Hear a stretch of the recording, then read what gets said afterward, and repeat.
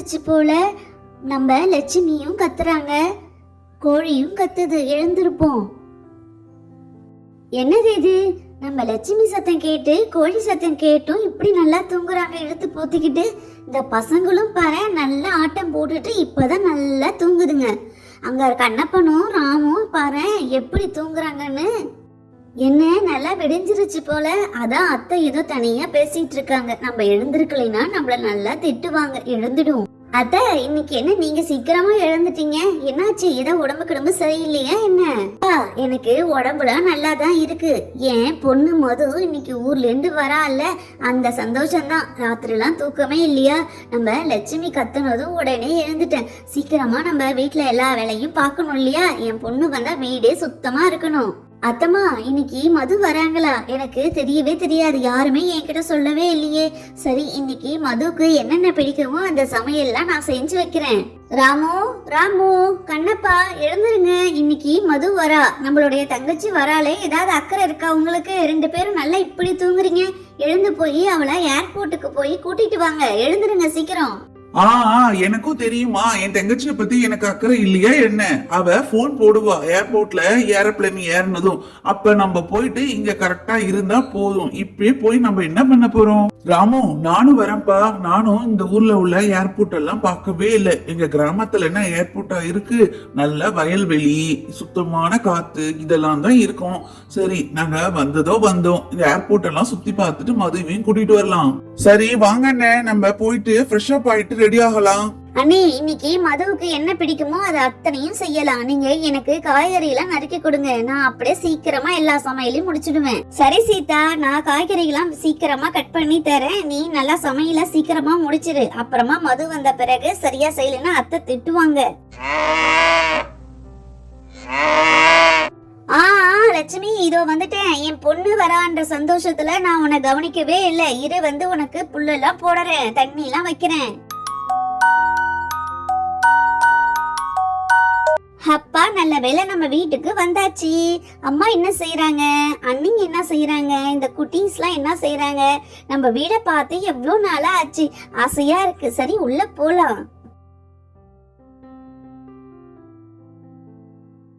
பப்பு, சுப்பு நல்லா தூங்குறீங்களா? மீனுக்குட்டி செல்லம், நான் உன்னை குட்டியா பாத்தேன்டா. இப்ப என்ன நல்லா வளர்ந்துட்ட. அத்தை வந்திருக்கேன், நீ மட்டும் தூங்குறியா? அண்ணிலாம் என்ன செய்யறாங்க? அண்ணிலாம் 2 பேரும் சமைக்கிறாங்க. அப்பா நல்லா சமையல் சாப்பிட்டு ரொம்ப நாளா ஆச்சு. சரி, நம்ம இவங்க யாருக்கும் தெரியாம இந்த குட்டீஸ் கூட போய் படுத்து தூங்குற மாதிரி இருக்கலாம். நம்மள அவங்க கண்டுபிடிக்கட்டும்.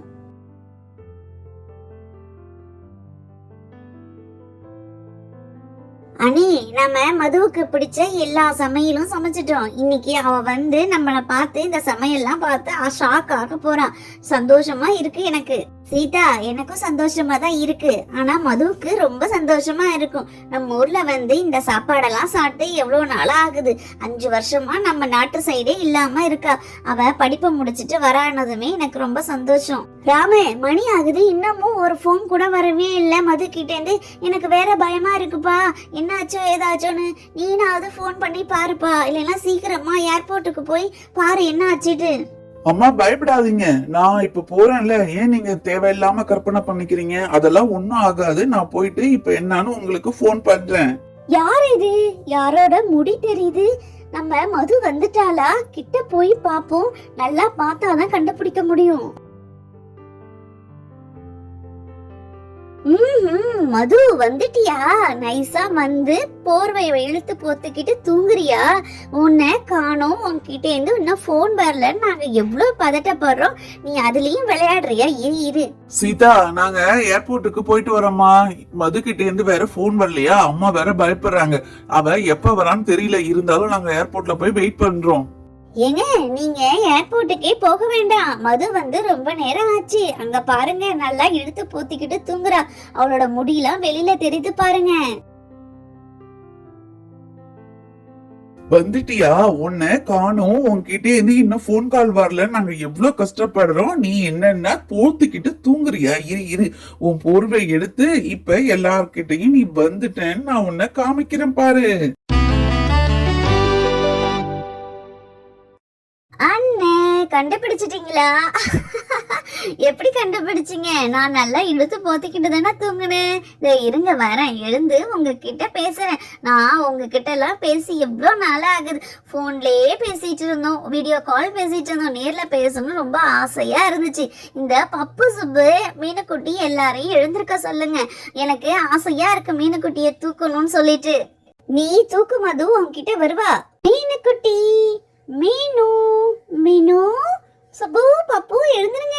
மது, நீ தூக்குனதுமே மீனுக்குட்டி உன்கிட்ட அழகா ஒட்டிக்கிட்டாளே. அவ ரொம்ப நாள் பார்க்கலினாலும் உன்னை தெரியுது போல. நம்ம அத்தை இவங்க தான் லண்டன்ல இருந்து வந்திருக்காங்கன்னு தெரியுது. மீனுக்குட்டி, மீனுக்குட்டி, இனிமே நம்ம 2 பேரும் ஜாலியா விளையாடலாம். பப்பு சுப்பு நீங்களும் ஸ்கூல் போயிடுவீங்க இல்லையா? அப்ப மீன் யார் கூட விளையாடுவா? அதனாலதான் நான் அத்தை லண்டன்ல இருந்து வந்துட்டேன். ஃப்ரெண்ட்ஸ், இந்த வீடியோ பிடிச்சிருந்தா நம்ம பப்பு டைனி ஸ்டோரிக்கு லைக், ஷேர், சப்ஸ்கிரைப் பண்ணுங்க. தேங்க்ஸ் ஃபார் வாட்சிங். நெக்ஸ்ட் வீடியோல சந்திக்கலாம்.